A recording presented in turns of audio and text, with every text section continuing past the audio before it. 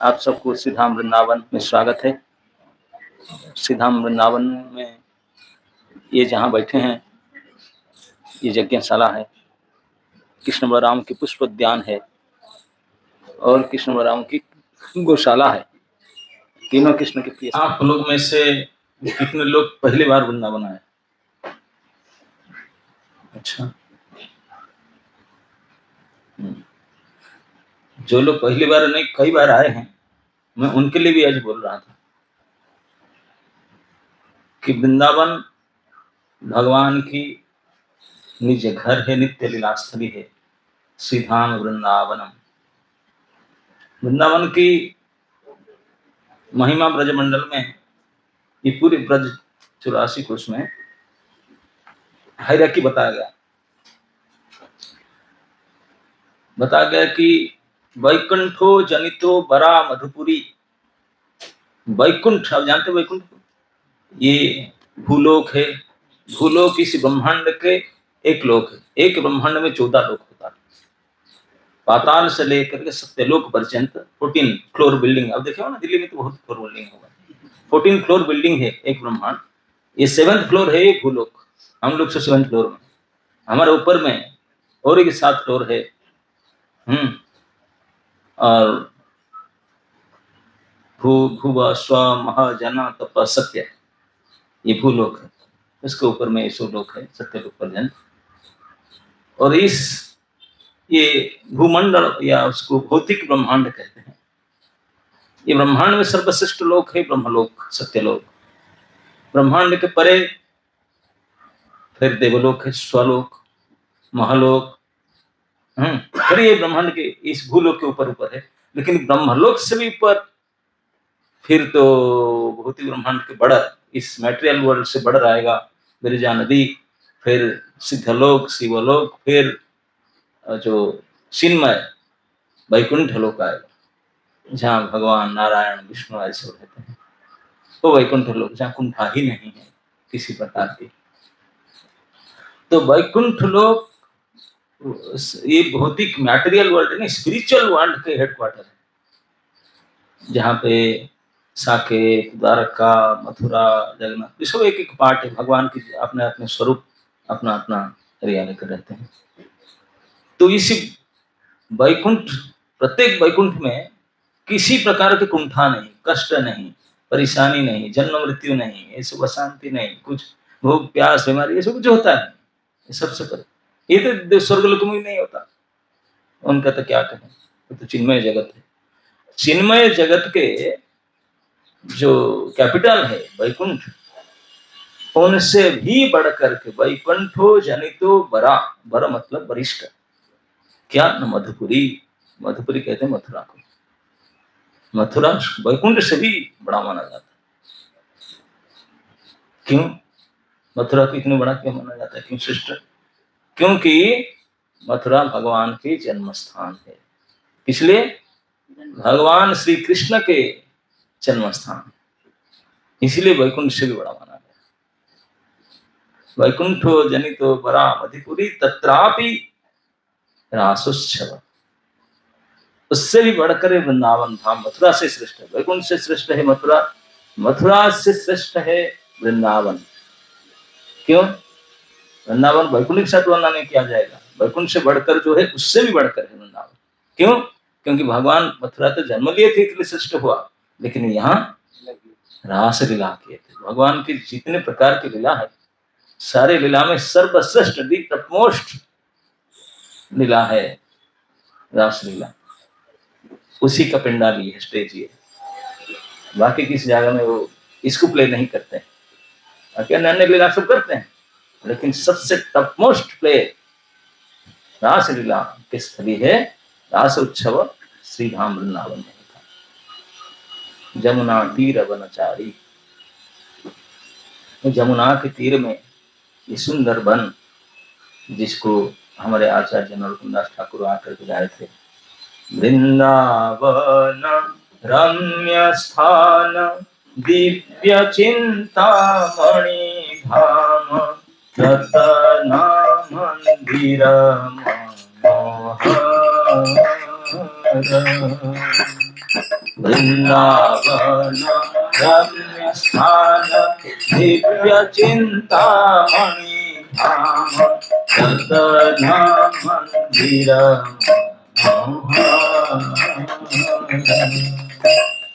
आवृत कालिंदी नीर राजहंस केली करे राहे शोभे कनक कमान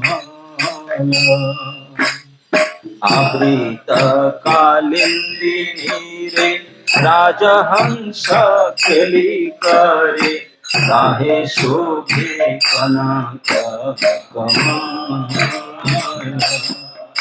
ये वृंदावन की शोभा नरोत्तम दास ठाकुर देखें। हम लोग देखते हैं ई रिक्शा और सारे कचड़ा पट्टी, है कि नहीं? कहाँ? लेकिन वो देखे कि रत्नमय भूमि चिंतामणि धाम वृंदावन, रत्न मंदिर सब हैं, कोई स्टोन फोन का मार्बल का नहीं। आवृत कालिंदी नहीं, अभी भी कालिंदी जमुना जी है, लेकिन आप क्या कहें, बारिश के समय तो फिर थोड़ा पानी दिखता है, नहीं तो स्नान के लायक नहीं, पीने की खूब दूर बात है, सब बट लेकर घूमते हैं। पीव जामुन जल, जमुना जल पीने के लायक नहीं है, जलमलम अमल जल था जमुना। तो ये पूरे वृंदावन धाम आवृत है, चारों तरफ सर्कमाम्बुलेटेड जमुना जी पूरा घेर आवृत कालिंदी नीरे। और इस कालिंदी इतने सुंदर था, राजहंस इसमें खेल रहे थे, राजहंस के लिए। हंस तो अब देखे नहीं होंगे, बतख देखे होंगे, राजहंस कहाँ देखेंगे? चिड़ियाखाना में भी नहीं है। राजहंस तैरते थे जमुना की जल में, ताहे शोभे कनक कमल, कमल फूल देखे होंगे पिंक कलर वाला, लेकिन बोलते हैं गोल्डन लोटस, कभी नहीं देखे होंगे आंख जब से उठा है कि नहीं? गोल्डन लोटस वृंदावन के चारों तरफ जमुना जी में गोल्डन लोटस खिलते थे, राजहंस तैरते थे, उसके बीच में मणिमय रत्न मंदिर हुआ करता था। ऐसे तो ये वृंदावन जो भगवान की इच्छा से सुसज्जित था, जैसे कोई ड्रामा, कोई प्ले परफॉर्मेंस का स्टेज डेकोरेशन करना पड़ता है ना, लाइटिंग, स्क्रीन, स्टेज, कितना कितना करते हैं सब इधर उधर करके, तो सब इधर उधर से रेंट ले करके लगा कर करते हैं, सेटिंग में लाल पीला पलथिन पलथिन डाल करके करते हैं। लेकिन यहाँ बाई नेचर प्रकृति ने, प्रकृति महारानी ने, भगवान की नृत्य स्थल, भगवान ने नाचेंगे, आपने तो ऐसे डांस परफॉर्मेंस होगा, हाँ, तो इसलिए वहां स्टेज तैयार किए थे। ये भगवान के नृत्य के स्टेज है श्री धाम वृंदावन, इसलिए वृंदावन का नाम है वृंदावन, वो है जहां भगवान का रास स्थली है। ये स्थल का नाम वृंदावन ये पड़ा इसलिए क्योंकि भगवान ने अपने सर्वोत्तम लीला से रासोत्सव को हम प्ले किया था, इसलिए वृंदावन की महिमा। और भगवान जब वृंदावन यहाँ थे ब्रज में, लगभग 11 साल प्रकट तो हुए, जन्म तो हुए मथुरा में, फिर वृंदावन आ गए थे। सेम नाइट कंस को पता नहीं चल पाया, उन्होंने बहुत मेजर लिया था, जितना जितना संभव हो उन्होंने अपने प्रयास किया था 8वां गर्भ को रोकने के लिए, लेकिन बेचारा पता नहीं कर पाया। वो नाइट जमुना पार करके वृंदावन आ गए थे भगवान ने, सेम डे, जिस दिन जन्म हुए जेल से निकल के बाहर आ गए थे वृंदावन। वृंदावन में 11 साल तक रहे, और 11 साल मतलब उनके सारे बाल सुलभ लीलाएं सारे वृंदावन में हुआ, समस्त बाल लीलाएं, सबसे मनोरम लीलाएं। तो इसलिए श्री राम वृंदावन वरिष्ठ है, श्रेष्ठ है, भगवान का द्वितीय स्थली है, और ये स्थल के अधीश्वरी इंचार्ज है श्री राधा, श्री राधा रानी वृंदावनेश्वरी, तप्त कांचन गौरांगी श्री राधे वृंदावन ईश्वरी। वृंदावन के ईश्वर नहीं, वहां क्वीन ऑफ वृंदावन, वृंदावनेश्वरी श्री राधा रानी, वहां उन्हीं के चलता है। और सब डेकोरेट कर रखते हैं, कृष्ण आते हैं प्ले करने के लिए। लेकिन मुझे आपके इंचार्ज ने बताया कि आपने कुछ, हमारे दिल्ली से इतने सारे भक्त आए हैं, उनको थोड़ा हरि नाम के बारे में बताया। पहले वृंदावन, नहीं, वृंदावन तो हम बहुत बार आए हैं, हम सब सीनियर डिवोटी हैं, मैं बोला वृंदावन में कहाँ कहाँ गए ना, 5 गोस्वामी तो आज कर लिए अभी तक, 6 से 5 कर लिए, मतलब 90% कवर कर लिए। किसको नहीं, केवल मदन मोहन गए ना, नहीं मदन मोहन नहीं गए। मतलब वृंदावन के सबसे प्रथम मंदिर है मदन मोहन मंदिर। वृंदावन का गोस्वामी मंदिर का 5 साल पहले से सबसे प्रथम कंस्ट्रक्टेड टेम्पल था मदन मोहन। बाकी बात है। और वृंदावन धाम को पकड़ कराने के लिए जो मुख्य गोस्वामी है सनातन पाद, जिनके इष्ट देव है मदन मोहन। वो तो हुआ गोस्वामी टेम्पल तो 5 साल पहले ही हुआ। कृष्ण 5 साल पहले थोड़ी ना थे। कृष्ण कब थे? 5000 साल पहले। 5000 साल पहले ये स्थान क्या था? कोई टेम्पल था इधर? ये तो वन था, राजकष्टेश था, जमुना तीर वनचारी वन था। इन वन में भगवान की जो लीलाएं हुआ था, इस लीलास्थली कहीं गए अब तक? सुने जाने नहीं। हम तो लोई बाजार जाते हैं और गोस्वामी टेम्पल जाते हैं, केवल उसको छोड़कर मदन मोहन को बाकी चले जाते हैं। सचमुच ये तो सब बनते जा रहा है, एक नया नया कितनी और मंदिर बनते जा रहे हैं, और बनते जा रहे हैं। कितने पुराना मंदिर पुराना हो गए, नए नए बनते जा रहा है। लेकिन श्री भागवत महापुराण में वृंदावन के लीलास्थल के बारे में जो वर्णन है, ये कोई टेम्पल के नाम से नहीं। उसमें जो लीलास्थलियां है और सब अलग। इन्होंने उनको बताया अभी 20 के पास में ही है। भगवान ने भागवत में 3 अध्याय वर्णन है उसके बारे में। कालिया नाग तलन सुने होंगे? नहीं गए नहीं स्थान। ये वृंदावन में घटित हुआ था, जमुना में हुआ था ना, जमुना के पास में कालिया हृद, कालिया हृद, केसी घाट, पानी घाट, यज्ञ स्थली, यज्ञ पत्नी, ये सब कुछ स्थलियां हैं जहां पर भगवान ने लीला किए थे। इस स्थान है 5000 साल पहले से, जिसके बारे में भागवत वर्णन करता है कि नाम ये स्थली जहां पर भगवान आकर अपने लीला प्रकट किए। तो इस स्थान को हम जाते ही नहीं, जानते ही नहीं, जाएंगे क्या? तो जो भी हो वो सब बाद में जानेंगे। सबसे पहले भक्त बनना पड़ेगा, तभी जाकर किस बारे जानेंगे। कि बिना भक्ति से सब जान नहीं सकते। भक्ति करने के लिए, भक्त बनने के लिए सबसे पहले आवश्यकता है हमारा सफाई। इतने कचरा भरा पड़ा है हृदय के अंदर, सो मच गार्बेज, तो उसको क्लीन करना है। जब तक साफ सुथरा नहीं करेंगे तो बैठने के लिए लायक जगह नहीं। तो साफ कैसे किया जाएगा? साफ करने का उपाय क्या है? यस, चेतो दर्पण मार्जनं भव महादावाग्नि निर्वापणम। चित्त, चित्त कहते हैं हृदय को। इस चित्त रूपी दर्पण, दर्पण जानते ना, मिरर। चित्त एक मिरर है, लेकिन मिरर में अभी धूल बैठा हुआ है, कई परत, दिखाई नहीं पड़ते, मुंह दिखाई नहीं पड़ता। जब तक उसको साफ नहीं करेंगे शीशे को अच्छी तरह से, गीले कपड़े करके थोड़ा करेंगे, फिर सफेद से सूखे कपड़े से फिर तब जाकर दिखाई पड़ेगा। हम देखें तो इसलिए चित्त रूपी दर्पणों को मार्जना करना इस हरिनाम के द्वारा। और भव महादावाग्नि निर्वापणम, इस भव जिसको भौतिक संसार को कहते हैं, यहाँ महादावाग्नि, इतने बड़े भारी आग जलता है, सभी झुलस रहे हैं। ये तकलीफ, ये परेशानी, ये प्रश्न, मानसिक कष्ट, शारीरिक कष्ट, पारिवेशिक कष्ट, दैविक कष्ट, दैहिक नाना प्रकार की परिस्थिति, इतने पिस जा रहे हैं। इसे बोलते भव संसार के धावानल, अग्नि से जैसे झुलस जल रहे हैं, इसे उस अग्नि को निर्वापन करने वाली, उनको बुझाने वाली से हरिनाम है। भव महादावाग्नि निर्वापणम श्रेय कैरव चंद्रिका वितरणम। श्रेय वस्तु, प्रिय वस्तु नहीं, सबसे श्रेष्ठ वस्तु को कैरव चंद्रिका वितरण। कैरव कहते हैं कुमुदनी। जैसे बता ना कि कमल है कि एक लोटस, एक लिली, लिली को कहते हैं कैरव। कैरव कहते हैं लिली फ्लावर। देखें लिली फ्लावर? नहीं जानते आप लोग। ये सब नेचर को जानना पड़ेगा शास्त्र को समझने के लिए। पानी में 2 मुख्य फूल होता है, एक कमल होता है, एक कुमुदनी होता है। कुमुदनी को कई फूल बोलते हैं, कई कई कई फूल नाम सुने होंगे ना। उन दोनों में अंतर क्या है? दोनों पानी में, दोनों पंकज है, जल से उत्पन्न होता है, जलज है, पंकज है, लेकिन एक होता है दिन में खिलता है, एक रात में खिलता है।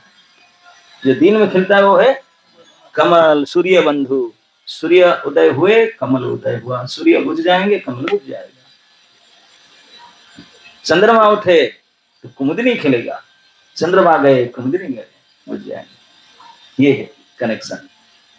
Lily flower connected with moon, lotus flower connected with sun, sun और मून दोनों के साथ ही कनेक्टेड है। तो दिन तो ऐसे ही आलोकित है, ज्ञान है, लेकिन अज्ञान है अंधकार। अंधकार में जो व्हाइट कूलिंग लाइट चंद्रमा, और चंद्रमा उदय है करके जो कुमुदिनी को खिला रही है, ये चंद्रमा शीतल किरण प्रदान करके इस कुमुदिनी को प्रकाशित करने वाली श्री हरिनाम है। श्रेय कैरव चंद्रिका वितरण विद्या वधु जीवनम। विद्या को वहां वधु कहा गया। वधु जानते हैं किसको कहते हैं? नए नए शादी करके घर में जो बहू आती है उसको कुछ दिन वधु कहते हैं, उसके बाद तो फिर नॉर्मल हो जाती है। जब तक घूंघट करके शर्म करती है तब तक वधु शब्द लगेगा, तो बेशर्म हो जाती है फिर वधु नहीं है। कुछ ही दिन में आजकल तो पहले से बेशर्म बनकर आते हैं शर्म को जानते हैं, तो इसलिए वधु तो यूज खत्म हो गया वधु के बाद, क्योंकि वधु शब्द तो जो लज्जाशिला है उनको कहा जाता है। आजकल लज्जाशिला को हुई नहीं, परम अलाजुक शिला है, दूसरे देखकर उनको शर्म करे, वो कहा कि शर्म करेंगे अब क्या करें। लेकिन विद्यारूपी वधु, विद्यारूपी वधु के जीवन ये हरिनाम है। श्री कृष्ण परम विजयते श्री कृष्ण संकीर्तनम, ये श्री कृष्ण के नाम उसको परम विजयते हो, जय हो। इसी शास्त्र में कहा गया मधुरम मधुरम मेतन मंगलम मंगलानाम। ये पूरे संसार में जितने मधुर, मधुर समझते हैं किसी बोलते हैं? क्या है मधुर? अच्छा, कानों को अच्छा लगता है, मधुर तो मीठा होता है। ये सब प्रकार से सुंदर हो, मनोहारी, जिह्वाहारी, चक्षु को, कान को, मन को, सब प्रकार से जो आनंद प्रदान करने वाली है, मधुराति मधुरम। भगवान के हर एक चीज मधुर है, उनके नाम मधुर है, उनके रूप मधुर है, उनके लीला मधुर है, उनके अंग मधुर है, उनके रूप मधुर, सब मधुरम मधुरम मधुरम मधुरम मधुरम, बदनम मधुरम, अधरम मधुरम, सब मधुरम है कि नहीं? तो भगवान के सारे अंग आदि आदि जितने जितने मधुर है, मधुरम मधुराम मेतन, जितने सारे मधुर वस्तु है उनमें से टॉपमोस्ट मधुर, टॉपमोस्ट स्वीट, जितने मधुर चीज है संसार में उनमें सर्वश्रेष्ठ मधुर चीज है, वो क्या है? ये भगवान के नाम। मधुरम मधुरम नाम नाम, समस्त मधुर से अति मधुरतम वस्तु। और मंगलम मंगलानाम, जितने मंगल, मंगल समझते हैं? मंगल शब्द का अर्थ है अस्पिशियस, शुभ। यस, शुभ है, मंगल होता है। मंगल को समझने के लिए अमंगल को समझना होगा। अमंगल के अपोजिट है मंगल, क्योंकि मंगल नहीं होता, अमंगल तो हमारे साथ होता ही है। ये तो प्राय दिल्ली का हमारा एक्सपीरियंस है कि नहीं, बस उसी के अपोजिट है मंगल। अमंगल को तो जानते हैं हम लोग सब। मैं कहूंगा सुख क्या है, सुख किस प्रकार, नहीं सुख को नहीं कहूंगा, दुख, अरे दुख डेली डेली का काम है, हमेशा उसके पल्ले पड़ते हैं हमारा। तो इसलिए दुख के विपरीत है सुख, इससे समझ में आ जाता है, डायरेक्ट सुख समझ नहीं आ है ना। मैं किसी को पूछा था, मैं कहली सारा बता सकते हैं? बोले देखो ईमानदारी से काम करो, हाँ ये हरे कृष्ण जपने से क्या होगा। एक व्यक्ति ने मुझे बोला, बहुत बड़े प्रतिष्ठित व्यक्ति, आईएएस अफसर था, बहुत सीनियर, वो इससे बिगड़ गया देखकर। बोला यंग लड़के पढ़े लिखे क्या कर रहे हैं लोग सब, हरे कृष्ण इससे क्या होता है?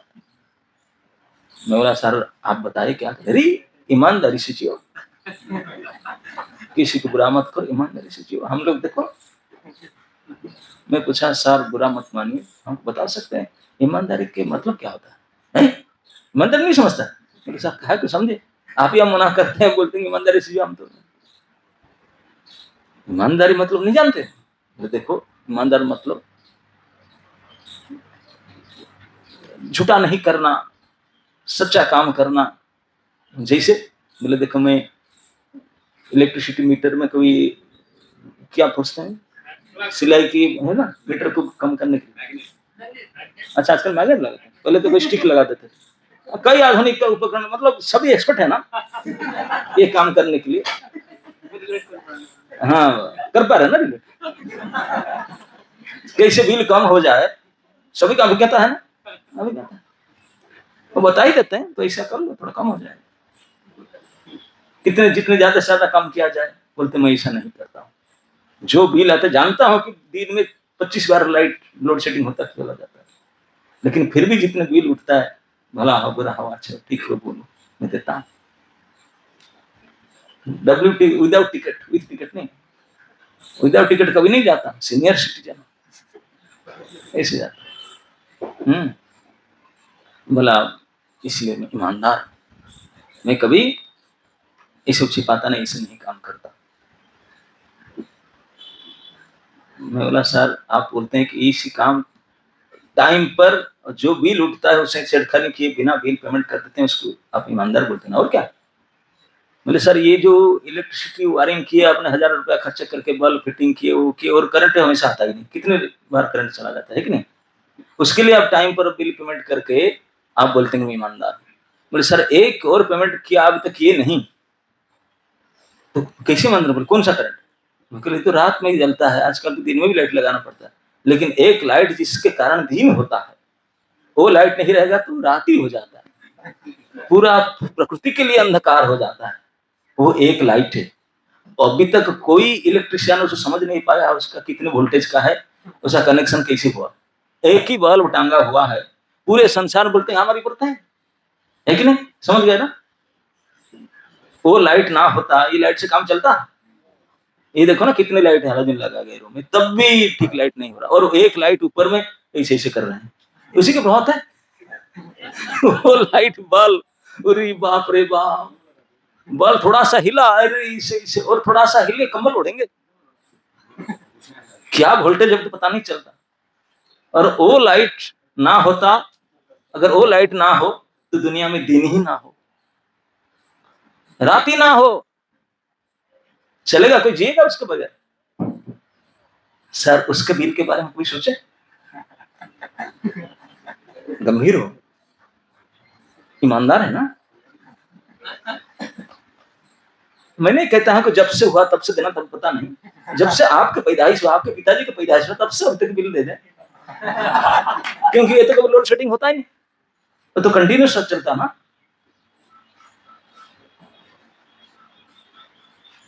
वही है, मैं बोला सर इसलिए इसको दे करके इलेक्ट्रिसिटी बिल टाइम में दे करके ईमानदार मत समझिए ना। फिर ईमानदार क्या है, ईमानदार वो होते हैं जो बेईमान नहीं होते हैं।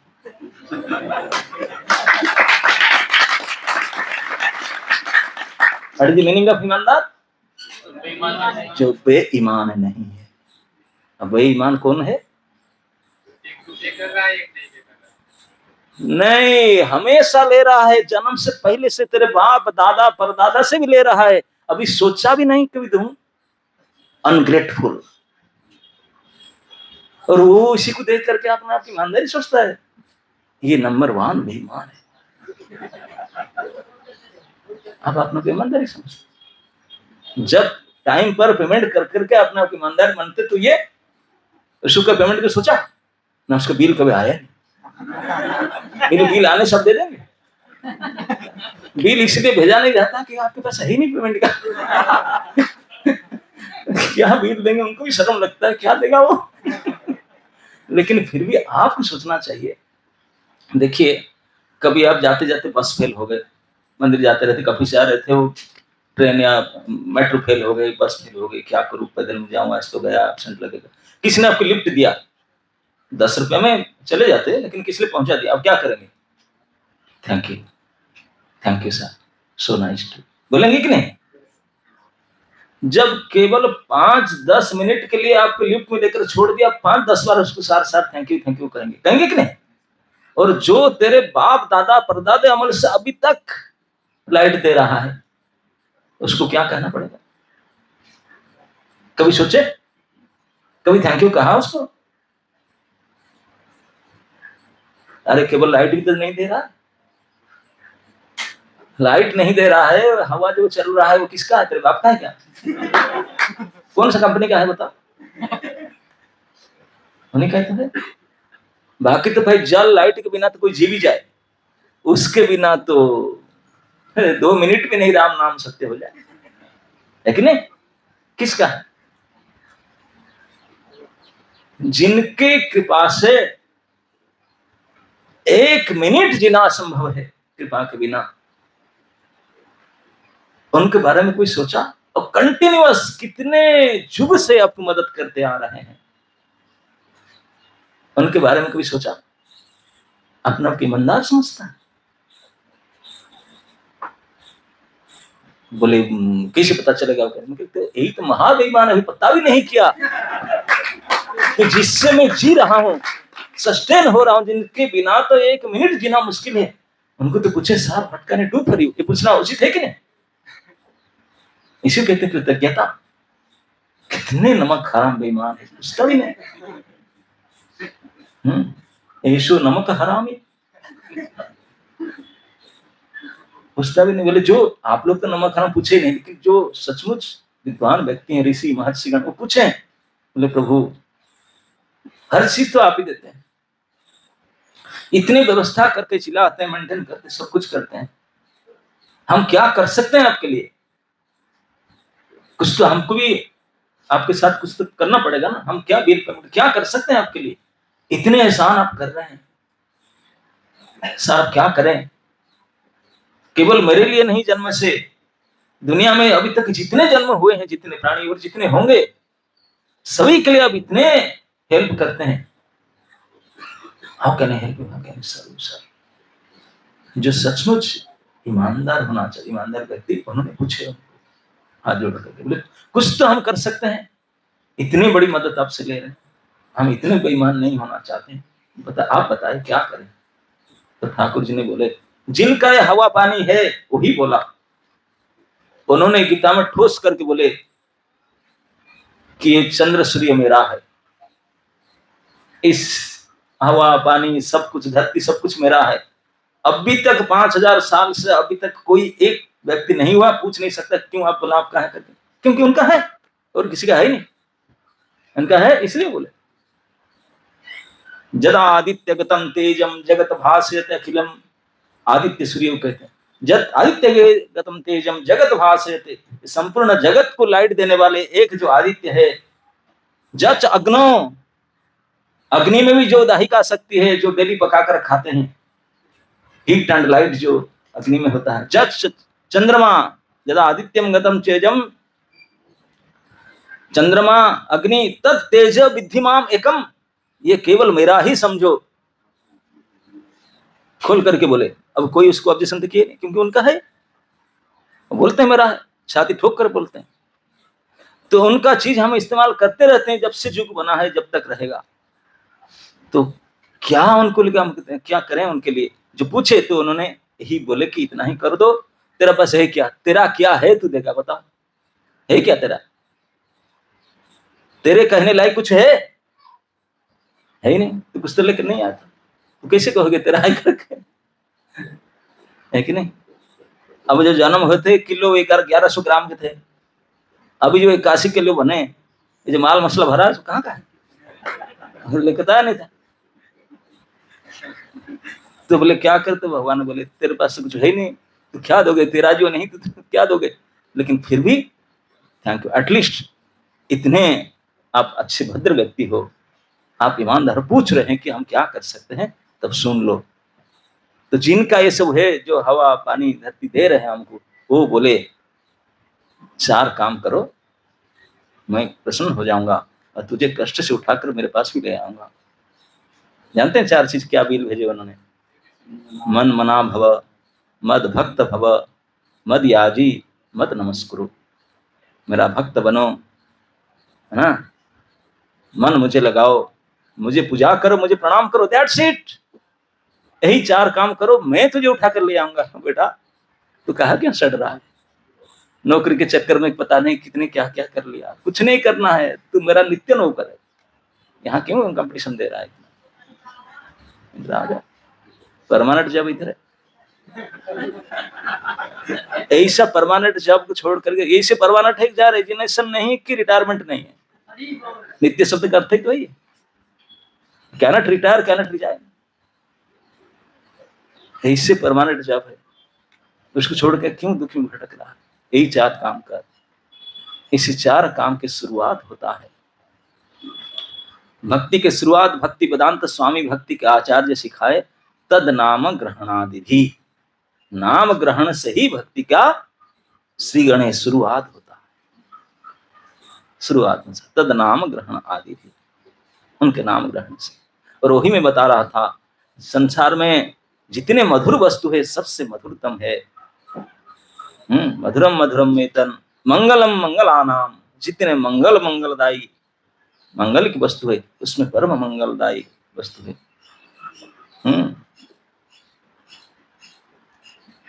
सकल निगम बल्ली चित फलम सत्स्वरूपम, निगम कहते हैं शास्त्र को, जितने प्रकार के वैदिक शास्त्र है उसी का जो शास्त्र को पेड़ कहा गया, शास्त्र वृक्ष, उसका जो परम फल है वही है नाम, और कुछ नहीं। सत्फलम चित स्वरूपम, बिल्कुल चिन्मय है।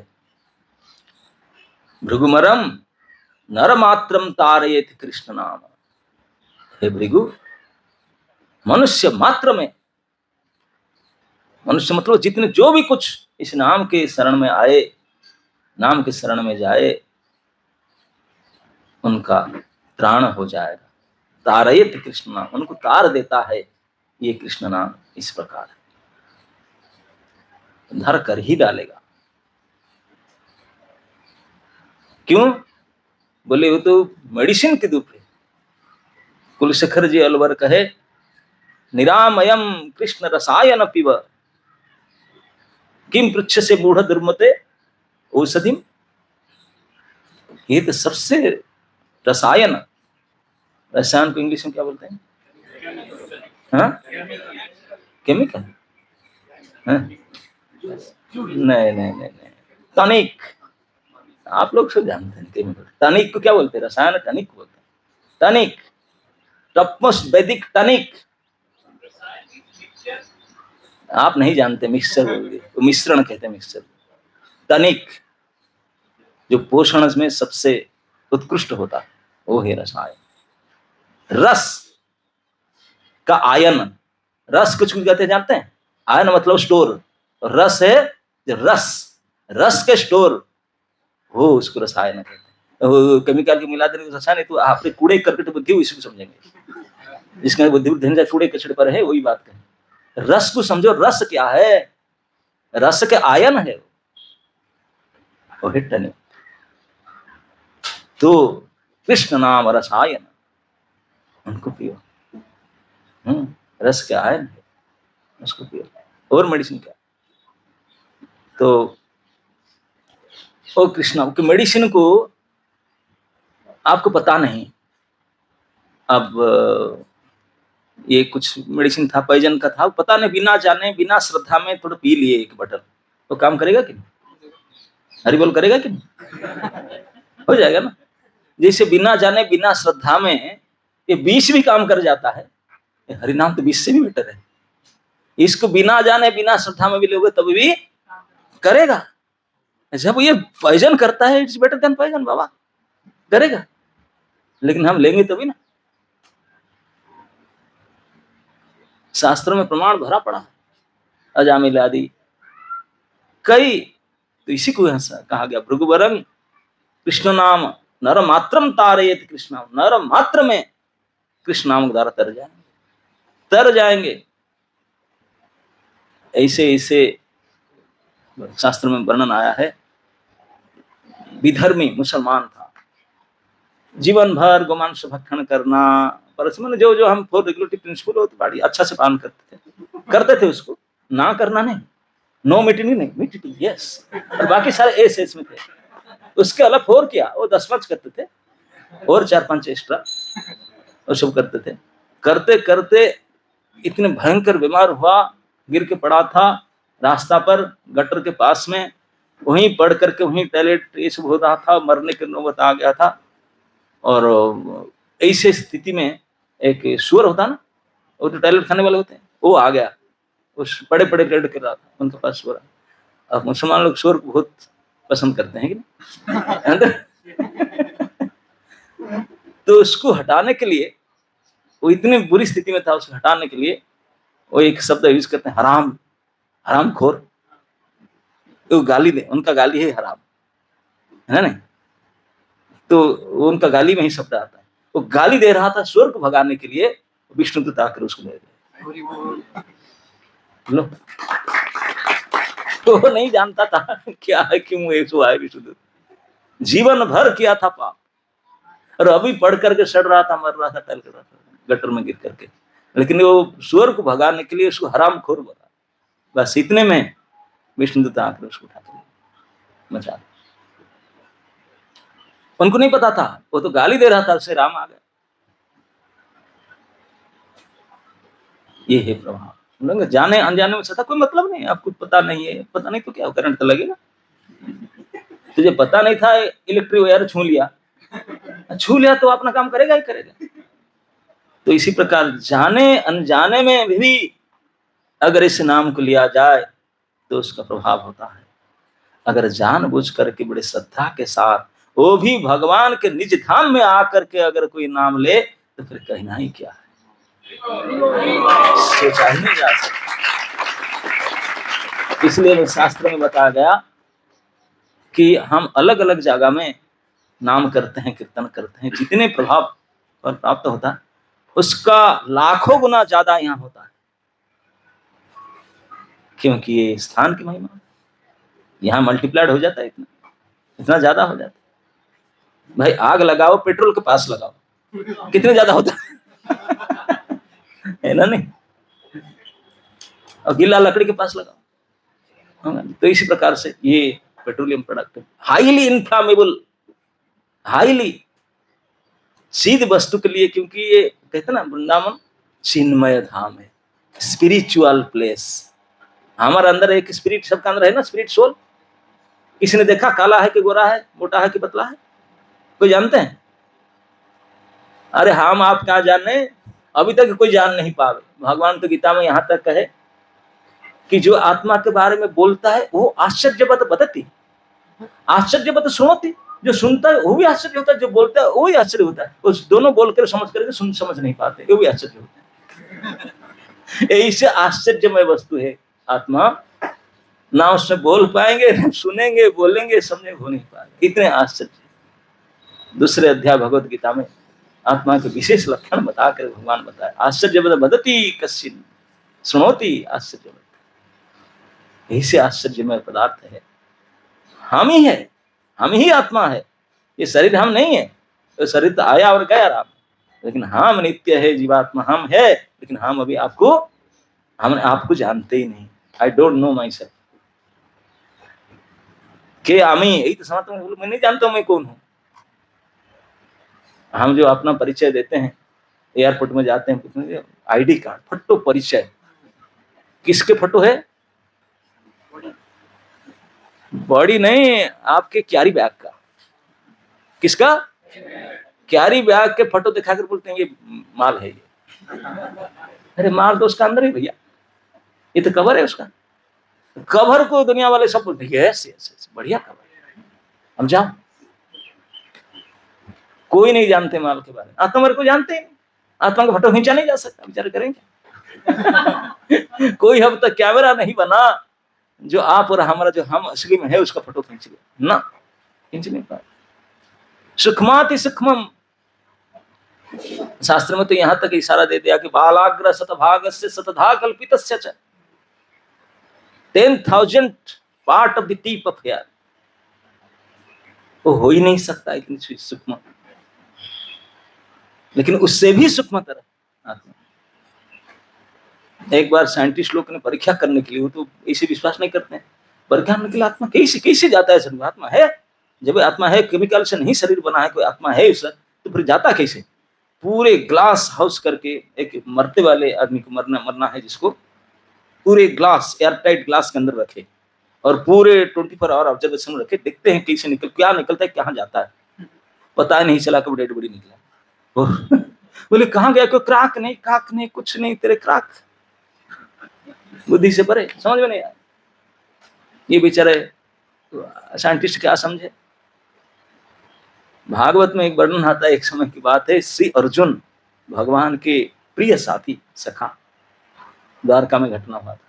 एक ब्राह्मण के लड़का मर जाते थे, वो आकर खूब गाली सुनाता था, खुरी खुटी, कृष्ण बलराम को सारे जदू से खूब सुनाता, राजसभा में खूब गाली देता था, तो ब्राह्मण है बोल के चला जाता था।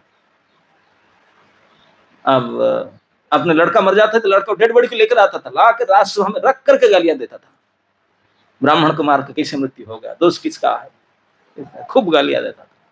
कोई कुछ नहीं बोलते थे, गाली देकर जाता था, डेड बॉडी को देखता था गायब। अरे मैं कम से कम उसको संस्कार करता, वो भी गया, फिर आकर उल्टी गाली देता था, जाता था, बोला डेड बॉडी भी गायब हो गया यार, वहां लेकर गया था। 7-8 बार ऐसे हुआ। अंतिम में अर्जुन एक बार गए थे, वो सुने, उनको सहन नहीं हुआ। कृष्ण ने बोला आप सहन करते इतने गाली, क्षत्रिय है आप, कभी सहन नहीं करेंगे, हम एक्शन लेंगे। आप क्षत्रिय शिरोमणि होता हो, एक्शन लेंगे।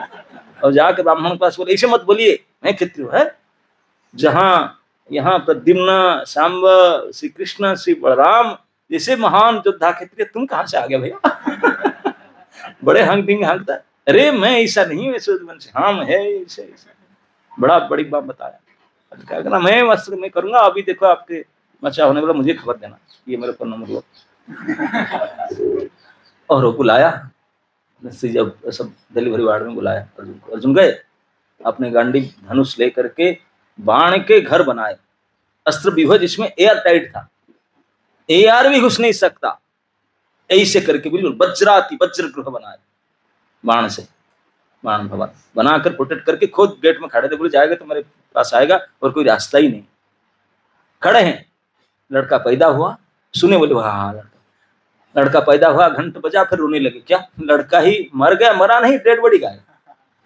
पहली बार तो केवल मरता था, बड़ी छूट जाता था, शरीर को लेकर जाता था राजभवन में, इस बार तो शरीर ही गायब हो गया। केवल मरा नहीं, शरीर भी गायब हो गया, पैदा हुआ लड़का और शरीर गायब हो गया, और ये गेट पर खड़ा है, कहीं छेद भी नहीं हुआ, एयर टाइट था।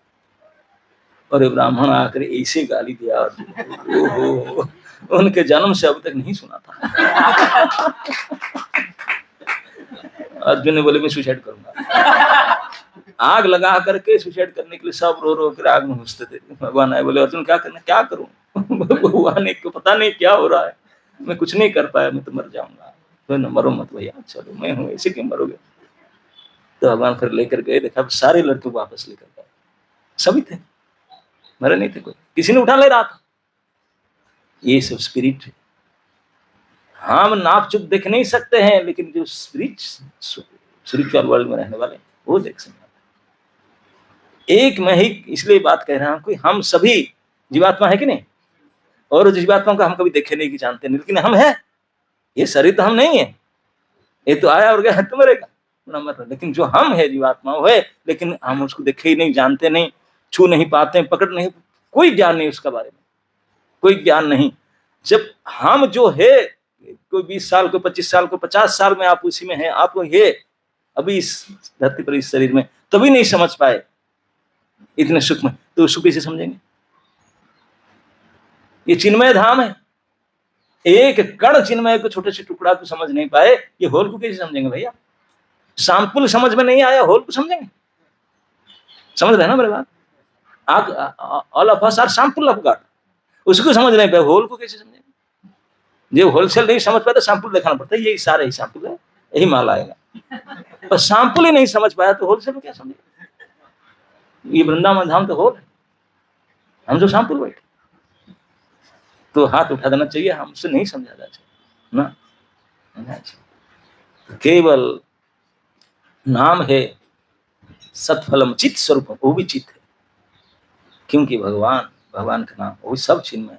तो उन्हीं के आश्रय में जाने से, उन्हीं के प्रभाव से तो आप समझ पाओगे, आप समझ पाओगे, उसी की सहायता समझ पाओगे। तो सचमुच अगर विचार करके सारे शास्त्रों से समझ कर निचोड़ निकाला जाए तो हमको ये जो मनुष्य शरीर मिला, इतनी सुविधा वाले, इतनी शरीर, बढ़िया शरीर मिला, हम सोच सकते हैं, समझ सकते हैं, हंस सकते हैं, खा सकते हैं, पी सकते हैं, ये इतना फैसिलिटी आपको क्यों मिला? इतने बढ़िया शरीर क्यों मिला?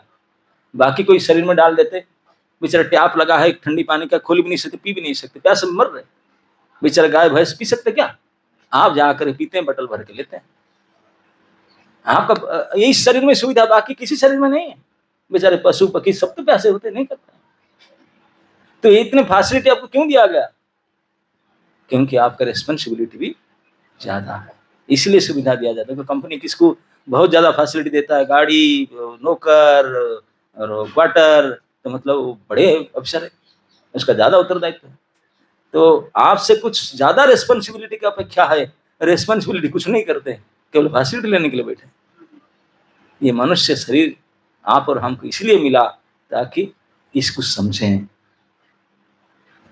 इसको जाने और इस हरि नाम को समझ कर उनको आस्वादन करें। इस मनुष्य शरीर का एकमात्र उद्देश्य यही है। हरे कृष्णा कृष्णा कृष्णा हरे हरे, हरे राम राम हरे हरे। एक समय किसी ने पूछा स्वामी प्रभुपाद से, बोले प्रभुपाद आपने दुनिया में जाकर हरे कृष्ण बोलने के लिए कि वो उसी को प्रचार करते थे, बोले बाकी कोई काम दाम नहीं करेंगे, ऑफिस नहीं जाएंगे, फैक्ट्री नहीं चलाएंगे, ऑफिस नहीं खोलेंगे, तो दुनिया कैसे चलेगा? हरे कृष्ण कैसे दुनिया चलेगा? जानते प्रभुपाद जी का उत्तर क्या था? प्रभुपाद बोले क्यों चिंता करते, आप जैसे मूर्ख जब तक रहेंगे दुनिया चलते रहेगा। कोई समझाने मुझे इसे क्यों बोले आप कभी करोगे नहीं हरे कृष्ण तो आपके लिए दुनिया चलते रहेगा। अगर आप सभी हरे कृष्ण करेंगे तो दुनिया रहने का तो वैकुंठ हो जाएगा। तो चलने का जरूरत क्या है? कोई फैक्ट्री का ऑफिस का जरूरत नहीं, कोई जरूरत ही नहीं। लेकिन जो नहीं करते हैं वही डाउट करते कैसे चलेगा ना, तो आपके लिए चलेगा क्योंकि आप करोगे नहीं। जो करोगे उनके लिए तो बन गया काम, खत्म, उनको कोई आवश्यकता नहीं। यहाँ पे आप जो गए थे 5 गोस्वामी के मंदिर, ये सारे गोस्वामी के जीवन से ये वृंदावन में रहते थे। निद्रा हार विहार कादि विजितो च अत्यंतो दीनो चजो, बोलते ना सोते थे ना खाते थे, हरि नाम करते थे। कैसे जीते थे? स्पिरिट मरता ही नहीं, शरीर उनका पीछे पड़ा है, ये तो खबर है। कैरी बैग है उसको, क्या हम लोग तो उसको जानते हैं, कैरी बैग लेकर घूमते हैं इसलिए सब। लेकिन उन लोग ने आत्म स्तर में रहते थे, स्पिरिट स्तर में रहते थे, चिन्मय स्तर में रहते थे, उनको कुछ नहीं फर्क पड़ता था। महाप्रभु पूछे ये लोग कैसे हैं ना, सुखा रोटी चना चुबाए भोग परी हरी, एक वृक्ष तले एक रात्रि, वन नाइट, एक पेड़ के नीचे, दूसरे पेड़ के नीचे, फिर दूसरे नाइट,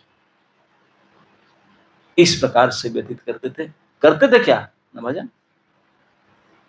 कभी कभी एक प्रहर, कभी कभी 2-3 घंटा सो गए, कभी कभी वो भी नहीं होता था, बिल्कुल नहीं सोते थे, खाते भी नहीं थे, सोते भी नहीं थे। एक रघुनाथ गोस्वामी का वर्णन आता है, अब तो गए नहीं, राधापुर में रहते थे, दास गोस्वामी, उनका जीवन चरित्र में है, उन्होंने प्रतिदिन 2000 दंडवत करते थे ठाकुर जी को, 2000 दंडवत करते थे साधु संतों को। दंडवत मतलब ये फोन में दंडवत, ऐसे दंडवत नहीं है, दंडवत, डंडा जैसा गिर करके पूरे सष्टंग, पूरे बॉडी को आप जो पुशअप में क्या बोलते हैं इसको, पुशअप्स बोलते हैं, हिंदी में क्या बोलते हैं, दंड बैठक, समझ रहे हैं ना? कितने कर पाओगे? ट्राई नहीं, अगर ट्राई करो तो कितने कर सकते हो? 500 बात तो 100 कर पाओगे, 5 इससे हाल खराब हो जाएगा। 100 जो बड़े बड़े करने वाले वो भी 100 नहीं कर पाए। और ये दास गोस्वामी ने 2000 4000 करते थे डेली। खाते क्या थे? पूरे 24 घंटे में आधा तो एक डोले पत्थर के डोने में आधा डोना छाछ, ये था खुराक। सुबह सुबह 4000 दंड बैठक मारते थे। सोचा जा सकता, सोच सकते हैं अपने? अभी दुनिया में इसे कोई जिम्नास्टिक वाला नहीं है जो 4000 डेली मार दे। 4000 क्या, 400 में 400 भी नहीं कर पाएंगे, मरेंगे, लेकिन उधर ये है आध्यात्मिक, आध्यात्मिक बियॉन्ड इमेजिनेशन। हम सोच भी नहीं सकते, कल्पना नहीं कर सकते। इस स्तर में जो आत्मा के लेवल पर जाया जाता है तो उनका सब कुछ अलग होता है। हम उसको जानते नहीं विचार, तो इसलिए प्रोटीन खा कर ये करके कूदते हैं, लेकिन कुछ नहीं, ये तो क्या ही भाग है, असली तो आत्मा। तो इसके साथ हमारा क्यों अब तक समझ नहीं पाते? क्योंकि हरि नाम नहीं कर पाते। जो जितने श्रद्धा और समय के दे करके हरि नाम को करोगे, इतने जल्दी उनके सब समझ आएगा, ये सब जानकारी प्राप्त होगा। उसको जानकर प्राप्त करने का एकमात्र उपाय है हरे कृष्ण कृष्ण कृष्ण कृष्ण हरे हरे, हरे राम